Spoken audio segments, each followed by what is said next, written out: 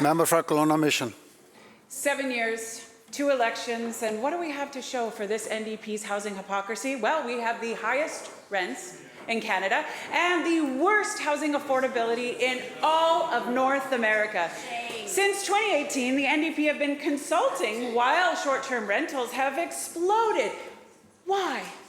Well, the NDP have collected over $80 million in taxes, and the Premier made sure he took full advantage. His Airbnb condo flip let him pocket a cool $150,000.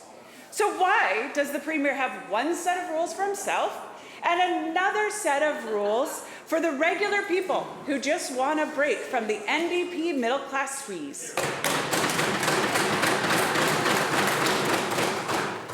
Minister of Housing.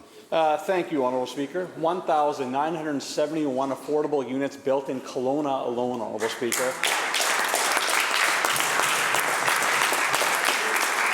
Member talks about action. There's a story in the Vancouver Sun today talking about how students are struggling to have affordable housing in British Columbia.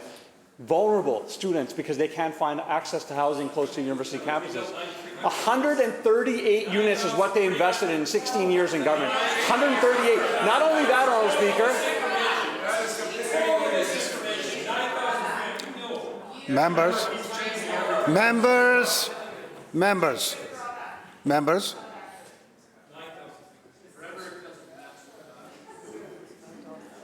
Minister. Honourable Speaker, not only that, but they had a housing minister who said if you can't afford it, just leave.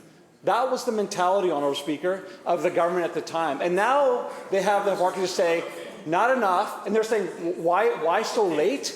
I mean, one questioner says the actions you've taken are too strong. The other one says you didn't do them fast enough, Honourable Speaker. They cannot make up their mind on what they want to see in British Columbia, Honourable Speaker, when it comes to housing. We have a clear plan. We are showing action on all the key items that we've identified, the Premier laid out, and we're going to continue to do that, Honourable Speaker, until we address the challenges we have ahead of us.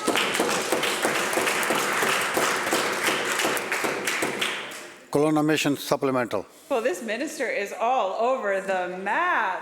And while the minister and the Premier are quick to try and find housing villains, guess who the biggest customer of Airbnb is in the province? Spoiler alert, the NDP government. They spent nearly $100,000 on Airbnb accommodations in the last year alone. And of course, we have the Premier as condo king cashing in and taking home a $150,000 profit from his Airbnb condo flip. When will the Premier finally own up to his hypocrisy and double standards and answer for exploiting the housing crisis for personal gain?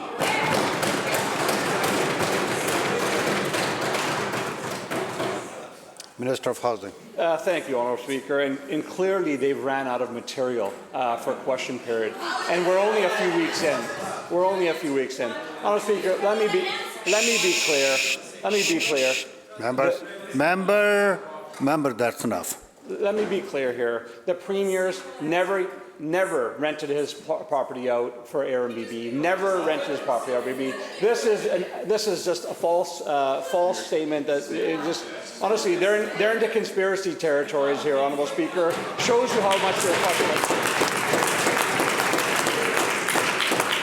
Honourable Speaker. What's important here, and I certainly hope that they've read the legislation, is that short-term rentals are still allowed in British Columbia. They still are allowed. Tourism-dependent communities can continue to have short-term rentals. Communities under 10,000 continue to have short-term rentals. Will be available for people throughout this. Members, there's no need for commentary on every single comma and dot.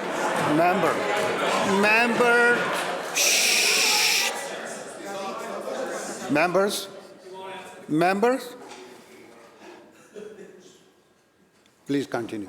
Short-term rentals will continue to be available for people in British Columbia. What we have done is struck a balance. We've said those who buy 3, 4, 5 properties just to put them on short-term rentals. We're saying we need that housing stock for people that need it in British Columbia. Those that have an extra bedroom suite or want to rent out a garden suite in their backyard can continue to do that, Honourable Speaker. We're finding a balance to ensure that tourism can continue to happen, but at the same time we have that valuable housing stock available for people in British Columbia.